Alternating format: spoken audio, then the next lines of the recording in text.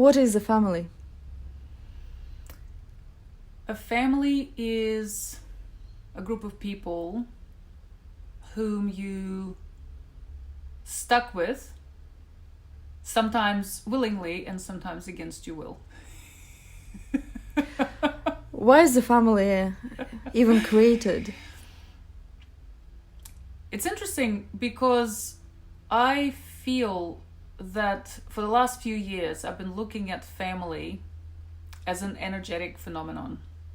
So I even created a term for myself to describe this phenomenon that I call it energetic family. And it is when you find people who are energetically, vibrationally aligned with you. You understand them. How do you know whether you're energetically aligned? You have general understanding of who they are and how they're feeling and what's happening in their world without them having to tell you anything. So it's that almost click that you hear with these kind of people, and you just know that there's a contact. What's the main purpose of people setting up a family? Because in order for us to grow and develop, we need to have consistent feedback. And we can achieve a certain invisible ceiling pretty quickly if we're only doing inner work without any external feedback. Let me put it this way. I think it's possible, but it's extremely difficult. And I think it's only on a certain level of spiritual development that one can actually unite and be a part of nature and just completely disregard another human connection. But I feel that it's one of the easiest and the most enjoyable ways of doing it. Why would a young man or a young lady want to get married? I have a feeling that the family, as we've discussed before, the families were formed as an institution that was built around certain roles and certain scenarios and expectations of how human beings can survive together and why one would need another, and in which format and role they need each other to support the actual survival. Whereas now, because we've now escalated so much and developed so much as a society that supports well-being of individuals without necessarily them having to have a family, and also psychologically and from the point of view of general morale and everything, we don't feel like family is required. It is a very good question, because the short answer, why would a young man or a lady want to get married right now? My answer is I don't know. I think this is exactly why we're raising this topic right now, is to just stop and purely ask that question. What is the meaning of family these days, where everybody is being equalized in terms of opportunity? At least this is the theme in many cases, is that every human being has to have an equal opportunity with another and be independent thinker, be self-leader, look after themselves, develop themselves based on what they know. It's a very good question. Why would we want to marry? Why would we want to have a family the way it's designed historically? Do you consider divorce a positive thing or a negative one? I am someone who has been divorced before, and I feel that as any experience in your life, it can be either, and it really depends on how you choose to look at it and perspective you need to take. Unfortunately, a lot of times for a human being to be elevated to the next level, they need a shock. Like, let's just be very, very honest, and I'm the same. I'm not different from anybody. A lot of times we feel forced to leap into the next stage of development because something is wrong.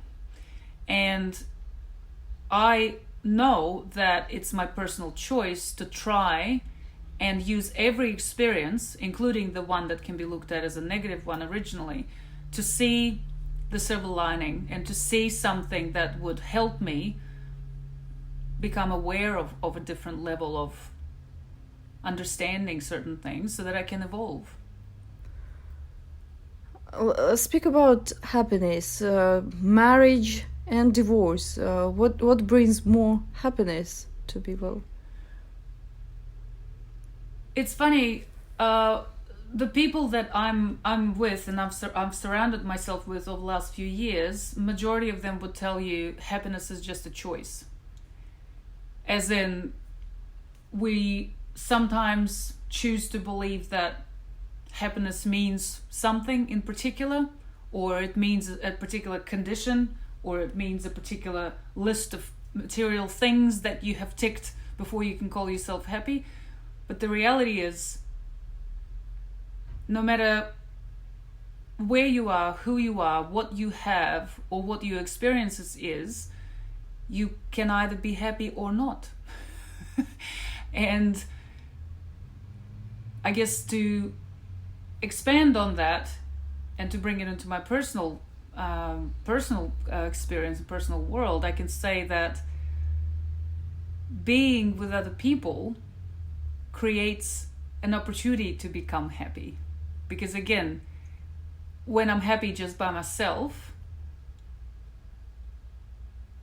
it's interesting. I think I confused myself. So you think? So do you really think that happiness does not depend on whether you have a family or not? It's funny. I think because I wanted a family. Well, first of all, I grew up in a family, and I wanted a family, and now I have one. It's a different level of metaposition when I can kind of extract myself really, truly, with all of my might, try to extract myself from what I actually have in this physical domain, and try to pretend that I don't have a family. On the one hand, if you cannot be happy by yourself or with yourself, no family is going to make you happy. On the other hand, you can say that a family is a healing space, or has a potential to be one, and it can elevate you or help you find that happiness within you. So of course these things, as everything else in our world, is interconnected. And where do you begin? It's like a chicken and egg a little bit, isn't it? You kind of need, you might say, you need a happy family to be able to learn what happiness means. Or you can say, actually, sometimes it's the opposite, the example of the opposite, when you say, I was so miserable in my family that when I go out there, I want to create something completely different. And against what my experience has been, I will create something that will be actually a happy place. So can you tell me in a few words what happiness is? Happiness is when you learn to be here and now and really embrace human experience in its fullness. This is what happiness is for me. In your description, there is no love. So how is love related to happiness? I think that love is exactly the same as chi, exactly the same as God, exactly the same as any other word that you can use that essentially means the everything, the universe, the absolute it. Can you include love in the definition of happiness?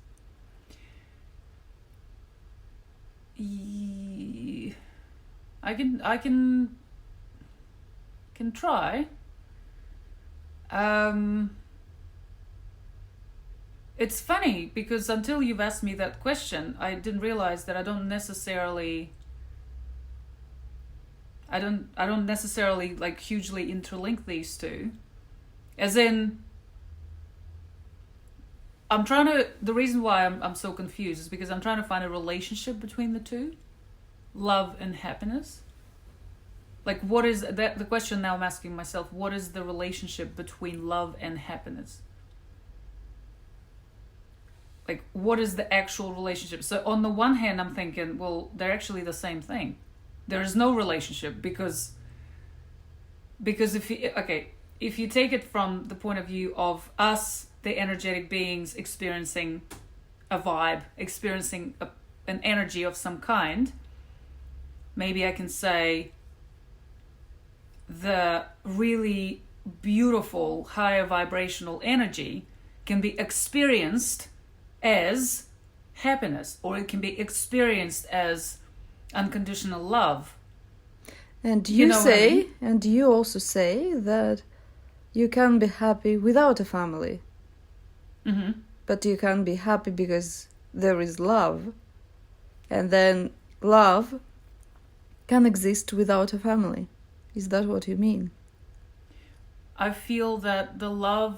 Wait a second. So there's three things now. So I'm saying, interestingly, until you've just asked me, I didn't realize that I'm actually saying happiness and love is the same thing. It's just a different word that's trying to express that feeling of bliss, the feeling that I've referred to before, when you actually fully opened to the human experience in its fullness. And this is what unconditional love means to me, and that's what happiness means to me.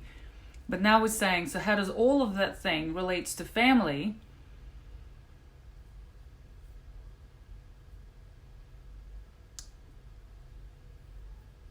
Maybe we can ask time aspect to help us with that, because I'm just envisioning myself being absolutely ecstatic, exalted with happiness, frolicking around by myself. Like, how long for would I actually last if I don't have anyone to share it with? And I think the social aspect of humans comes in here. It's just in terms of what is the term? How long? How long are you prepared to just enjoy the existence by yourself? Maybe not for a long time. And I know that the amplification of love that you're experiencing when you get to share it with other people is magnificent. And it's something, it's the strongest drug in my life, is to love and then love more and then share more love and then receive more love. And I feel that, as I said before, we need each other to give feedback in that way as well. We need each other to show that just when we thought no more expansion of love is possible, we can. Every time we meet more love, we feel that it can be expanded even further. That's why we need each other. That's why we need a family.